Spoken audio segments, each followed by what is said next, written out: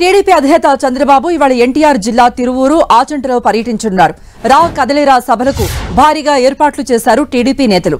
దాదాపు 60 ఎకరాల్లో తిరువూరు సభకు ఏర్పాట్లు పూర్తి చేశారు.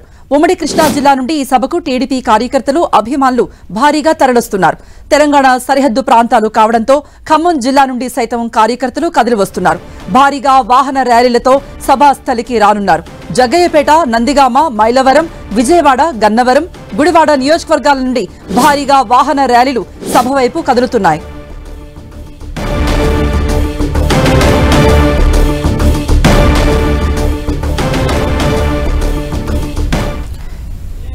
ఇక దీనిపై మరిన్ని అప్డేట్స్ ఇవ్వడానికి మా ప్రతినిధి విజయ్ చంద్రన్ లైవ్ లో జాయిన్ అవుతున్నారు. విజయ్ చంద్రన్, టీడీపీ అధినేత చంద్రబాబు ఎన్టీఆర్ జిల్లా తిరువూరు ఆచంటలో పర్యటనకు సంబంధించి స్కెడ్యూల్.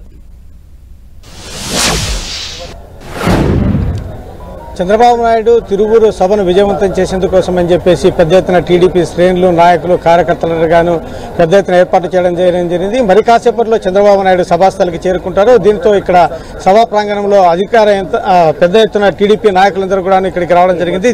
సభా ఏర్పాట్లు ఏ విధంగా ఉన్నాయి, ఏ వ్యూహంతో ముందుకెళ్లబోతున్నారనే విషయాన్ని టీడీపీ పోలిట్ బ్యూరో సభ్యులు వరలరామ ఏమరుతో ఉన్నారు. అందరికీ తెలుసు. సార్ చెప్పండి, జనసేనతో కలిసి కూడా ఈ సభలు నిర్వహిస్తా ఉన్నారు, ఏ విధంగా ముందుకెళ్తా ఉన్నారు? జనసేన మేము అధికారంలోకి రాబోతున్నాం. చంద్రబాబు నాయుడు గారి ముఖ్యమంత్రిత్వంలో ప్రభుత్వాన్ని త్వరలో ఏర్పాటు చేయబోతున్నాం. ఇది మేమంటున్న మాట కాదు. జగన్ గారు ప్రతి ఆయన కదలికలో, ప్రతి మాటలో ఆ విషయాన్ని ప్రజలకు తెలియజేస్తున్నారు. ఆయన నేను ముఖ్యమంత్రి పదవి కాలం అయిపోయింది, నాకు 2-3 నెలల్లో నేను దిగిపోతున్నాను, నేను చంద్రబాబు నాయుడు గారు ఈ రాష్ట్ర ముఖ్యమంత్రి అవుతున్నారు అని ఆయన సుస్పష్టంగా తెలియజేస్తున్నారు. అందుకే అడుగడుగునా తప్పటడుగులు వేస్తున్నారు ఆయన.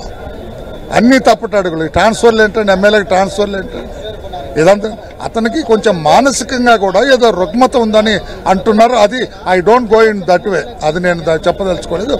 రాష్ట్ర ప్రజలు ఈ రోజున చంద్రబాబు నాయుడు గారు తిరువూరులో వస్తున్న ఈ సభకు ఇంకో 6 గంటలు ఆయన వస్తారు. ఆయన సభ ఇప్పటికే ప్రాంగణం పూర్తిగా నిండిపోయింది, వేలాది మంది తరలి వస్తున్నారు. ఇప్పుడు జనసేనతో సీట్ల సర్దుబాటు విషయంలో కొన్ని చోట్ల కొంత లుకలుకలు కూడా వచ్చే అవకాశం ఉంటుంది. ఇప్పుడు చూస్తే కనుక వైసీపీ నుంచి కూడా కొంతమంది మీ పార్టీ వైపు చూపులు చూస్తున్నట్లుగా సమాచారం అవుతోంది. ఈ నేపథ్యంలో పాత కొత్త వాళ్ళని కలపడం అనేది కూడా, ప్రత్యేకంగా కలపడం అనేది కొంత ఇబ్బందికర సమస్య. అంతేకాకుండా బీజేపీ కూడా ఈ పొత్తులో కలిసేందుకోసం అని ఉత్సాహం చూపుతూ ఉంది. వాళ్ళు ఇండికేషన్ పంపుతూ ఉన్నారు, మీరే పట్టించుకోవడం లేనటువంటి ఒక అభిప్రాయాన్ని కూడా వాళ్ళు వ్యక్తం చేయడం జరుగుతోంది.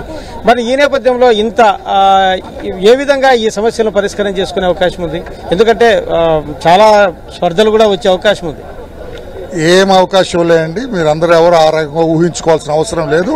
ఎక్కడా అందరి ముందున్న తక్షణ కర్తవ్యం జగన్మోహన్ రెడ్డి అని అరాచక శక్తిని రాష్ట్రం నుంచి తరిమి కొట్టాలి.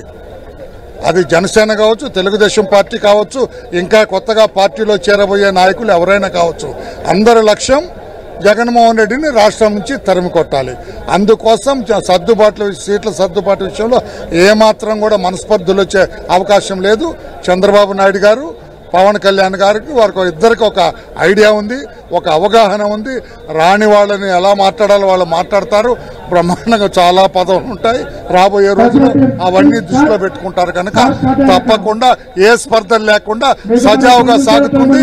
తెలుగుదేశం పార్టీ, జనసేన సహకారంతో అధికారంలోకి వస్తుంది. ఇప్పుడు చూస్తే కనుక జనసేన నాయకులు కూడా ఇక్కడ వేదికను పంచుకోవడం జరుగుతూ ఉంది. జనసేన నాయకులు కూడా పెద్ద ఎత్తున ఈ కార్యక్రమానికి రావడం జరుగుతూ ఉంది. జనసేన నాయకులు కూడా మనం మాట్లాడించే ప్రయత్నం చేద్దాము. సార్ చెప్పండి, ఇప్పుడు జనసేన నాయకులు కూడా మనతో ఉన్నారు. జనసేన నాయకులు కూడా మాట్లాడించే ప్రయత్నం చేద్దాం. సార్, జనసేన నాయకులు ఇక్కడ మరి కొంతమంది వారితో కలిపి మాట్లాడే ప్రయత్నం చేద్దాం. సార్ చెప్పండి, జనసేన నాయకులుగా ఇప్పుడు ఈ వేదికను మీరు పంచుకుంటా ఉన్నారు. ఇప్పుడు చూస్తే కనుక మీకు వాళ్లకు పొత్తులో సీట్ల మధ్య ఎటువంటి అవగాహన కలిగింది? మీ నాయకులు మీకు ఏం చెప్తున్నారు? త్యాగాలు చేయాల్సిన పరిస్థితి కూడా టీడీపీ వాళ్ళతో పాటు మీకు కూడా వచ్చేటువంటి నేపథ్యం. ఖచ్చితంగా పొత్తుల్లో మరి మీరు అడిగినటువంటి ప్రశ్న, ఇద్దరు అధినాయకులు మాత్రమే మరి దానికి సమాధానం చెప్పాల్సిన అవసరం ఉంది, చెప్తారు.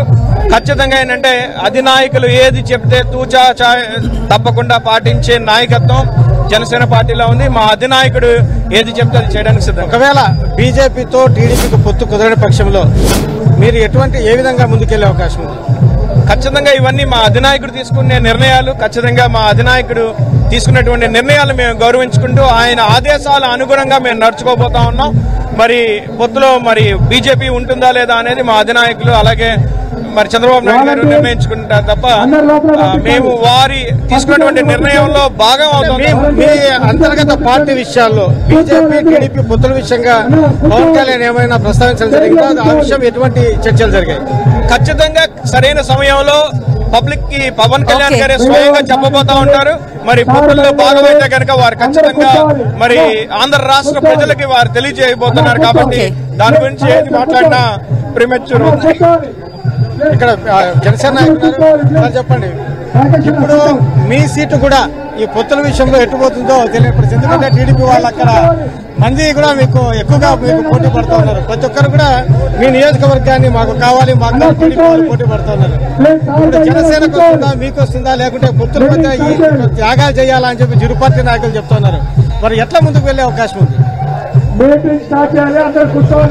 పార్టీ రాష్ట్ర అధిష్టానాలు అన్ని కూడా నిర్ణయిస్తాయి. తప్పనిసరిగా మంచి జరిగిద్ది. ప్రజాస్వామ్య బద్ధంగా ఎవరైనా కోరుకునేటువంటి అంశం మంచిదే.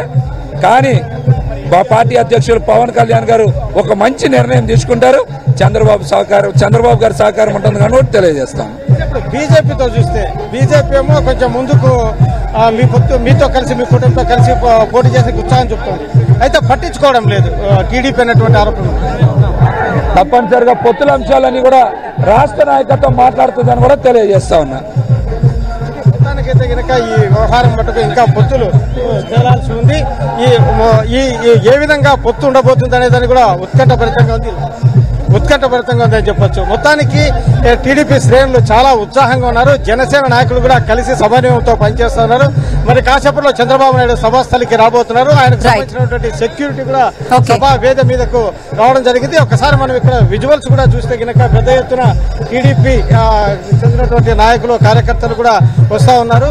మొత్తానికైతే ఈ సభను విజయవంతం చేయడం ద్వారా ఎన్టీఆర్ జిల్లాలో తమ సత్తా చాపాలా అని చెప్పేసి టీడీపీ భావిస్తా ఉంది. మరి కొద్దిసేపట్లో చంద్రబాబు నాయుడు సభాస్థలికి చేరుకొని ఇక్కడ ఉన్నటువంటి టీడీపీ తర్వాత రైట్